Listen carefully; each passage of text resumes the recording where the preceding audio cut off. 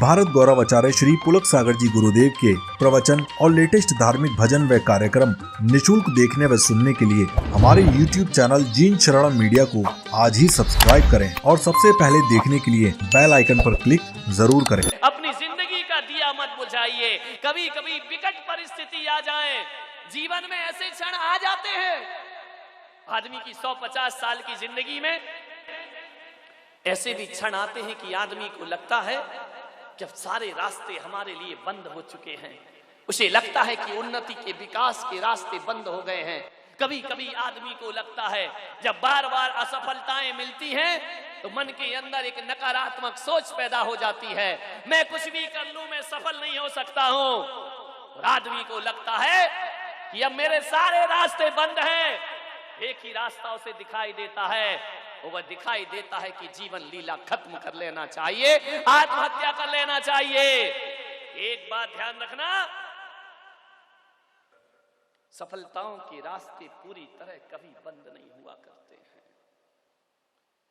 एक काम में आपको लगातार असफलता मिल रही है तो जरूर कोई ना कोई नई सफलता तुम्हारा इंतजार कर रही होती है। एक बच्चा सोचता है मैं डॉक्टर बन जाऊं, बार बार परीक्षा देता है, फेल होता है, नहीं बन पाता है। तो बच्चे को ये मत बोलो कि तेरी तो जिंदगी बर्बाद हो गई, तूने तो जीवन बर्बाद कर लिया। ऐसा मत डालिए अपने बच्चों के दिमाग में। क्या एक बच्चा डॉक्टर नहीं बनेगा तो वो अपनी जिंदगी नहीं जी सकता है? क्या और तरीके नहीं है जीवन जीने के? क्या डॉक्टर या इंजीनियर बनना ही जीवन है? नहीं मेरे भाई, इस दुनिया में लोहा बेचने वाला टाटा बन जाता है और जूता बेचने वाला बाटा बन जाया करता है। ध्यान रखिए, कौन कहता है एक जूते चप्पल बेचने वाले बाटा इंडस्ट्रीज के मालिक बन जाते हैं और एक लोहे का भंगार बेचने वाला टाटा स्टील का मालिक बन जाया करता है। आप सोचिए, इतने जल्दी हताश। एक बच्ची मेरे पास आई, हिंदू समाज की वह बच्ची, और उसने आकर के मुझे प्रणाम किया। बोले महाराज मैं आपका एहसान जीवन में नहीं भूलूंगी। मैंने कहा मैं तो तुझे जानता नहीं। बोले मैं भी आपको नहीं जानती। तो मैंने कहा फिर एहसान कैसे हो गया? बोले आज मैं जिंदा खड़ी हूं तो आपकी वजह से जिंदा खड़ी हूं। मैंने कहा ऐसा क्या हुआ तेरे जीवन में?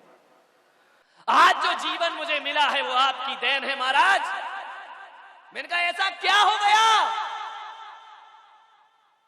बोले मैंने 12th का एग्जाम दिया और एक पेपर में नंबर कम आ गए, मैं आत्महत्या करने के लिए तैयार हो गई।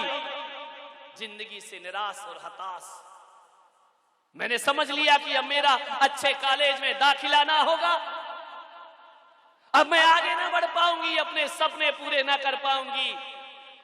मेरे माँ बाप को मुझसे उम्मीद थी कि मैं डॉक्टर बनूंगी, लेकिन अब मुझे लगा कि शायद मैं माँ बाप के सपनों को साकार नहीं कर पाऊंगी। मैं आत्महत्या करने के लिए जा रही थी, लेकिन अचानक मेरी पड़ोसिन ने मुझे आपकी एक पुस्तक दी जिसका नाम था आत्महत्या, और उसने कहा कि तुझे आत्महत्या करना है तो कर लेना, लेकिन करने के पहले मैं चाहती हूं कि इस पुस्तक को एक बार तू जरूर पढ़ ले। उस बच्ची ने उस पुस्तक को पढ़ा और जैसे ही मैंने उस पुस्तक को पढ़ा महाराज, मेरे अंदर का जमीर जाग उठा और उसने कहा कि एक रास्ते असफल होने से सारे रास्ते बंद नहीं हुआ करते हैं। और मैं आत्महत्या का विचार मेरा कैंसिल हो गया महाराज। और मैं आज कहती हूं कि माँ बाप ने मुझे जन्म दिया है, लेकिन तुमने मुझे जीवन दिया है और आज मैं जिंदगी को जी रही। महाराज उसी दिन से मैंने आपको अपना गुरु बना लिया। बड़ी तमन्ना थी कि एक बार आपसे मुलाकात करूं, और आज मैं जब बाजार से जा रही थी और बाजार में आपका होर्डिंग देखा तो मुझे लगा कि ये संत ग्वालियर शहर में ही आए हैं। मैंने लोगों से पूछा, पूछते पाछते आज मैं आपके कमरे में आई हूं। मैं आपके एहसानों को कभी जिंदगी में भूल नहीं सकती हूं। मैंने कहा तुम क्या करती हो? बोले मैंने डॉक्टरी का विचार दिमाग से निकाल दिया और महाराज आपकी पुस्तक पढ़ने के बाद मैंने वो लाइन चेंज कर दी। मैंने कहा एक घर उजड़ता है तो 1000 घर इंतजार करते हैं, कोई दिक्कत नहीं है, एक रास्ता बदल जाए 1000 रास्ते हमारा इंतजार करते हैं। जिंदगी एक चौराहा है, एक रास्ते पर मंजिल ना मिले तो 3 रास्ते हमारा और इंतजार कर रहे हैं। इसके लिए जीवन की लीला को खत्म नहीं करना चाहिए। मैंने अपना दिमाग बदला तो महाराज मैंने सीए किया। आज मैं डॉक्टर नहीं बन पाई, कोई बात नहीं, लेकिन आज मैं सीए बनी हूं और लाखों रुपए का पैकेज मेरे पास है। और आज मेरे घर के लोग मुझ पर नाज करते हैं। और जब जब वो दिन मैं याद करती हूं, यदि मैं मर गई होती तो जीवन की लीला क्षण भर में समाप्त हो गई होती। एक बात ध्यान रखिए, कितने भी कष्ट आ जाएं, कितने भी दुख आ जाएं, हर हाल में जिएंगे। घास की रोटी खाकर भी जीना पड़े तो राणा की बेटियां जंगल में घास की रोटी खाकर की जिंदगी को जिया करती हैं। हजारों जलजले आते हैं, तूफान आते हैं। गुजरात में भूकंप आया, उड़ीसा में चक्रवात आया, राजस्थान में सूखा पड़ा। एक बात ध्यान रखना, एक तूफान आता है, हजारों के घरों को उजाड़ करके चला जाता है, लेकिन जो लोग जिंदा बच जाते हैं, आशा और कर्म पे विश्वास नहीं छोड़ते हैं, वो अपना आशियाना फिर से बना लिया करते हैं, वो अपना मकान फिर से। एक चिड़िया का घोंसला कितनी बार टूटता है, कितनी बार गिरता है, लेकिन एक नासमझ चिड़िया भी जिंदगी से हार नहीं मानती है।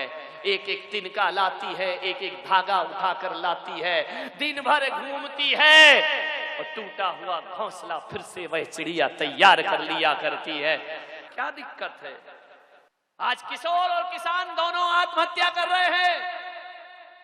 और जिस देश में किसान और किसान आत्महत्या करने, एक बात मान के चलना, वो देश सामूहिक आत्महत्या की ओर कदम बढ़ा रहा है। अरे किसी भी हाल में मत मरिए, ये मनुष्य का चोला प्राप्त हुआ है। मालूम है, इस शरीर को पाने के लिए तुमने 84 लाख शरीर फेंके हैं। ध्यान रखना, 84 लाख टन फेंके हैं। कई बार नालियों के कीड़े बने हो तुम, कई बार जानवर बने हो, कई बार काटे गए और मारे गए। बस एक आस में जीते रहे कि कभी तो मनुष्य का चोला मुझे प्राप्त होगा। और ये मनुष्य का चोला आत्महत्या की भट्टी में झोंकने के लिए हुआ है? नहीं, संघर्षों से लड़ो, संघर्षों से जूझो। जो व्यथाएं प्रेरणा दें उन व्यथाओं को दुलारो, जो व्यथाएं प्रेरणा दें उन व्यथाओं को दुलारो। जूझ कर कठिनाइयों से रंग जीवन का निखारो। वृक्ष कट कट कर बड़ा है, वृक्ष कट कट कर बड़ा है, जीत लड़ लड़ कर मिली है। मृत्यु से जीवन मिले तो आरती उसकी उतारो, मृत्यु से जीवन मिले तो आरती। ध्यान रखिए, मृत्यु की सोचिए मत।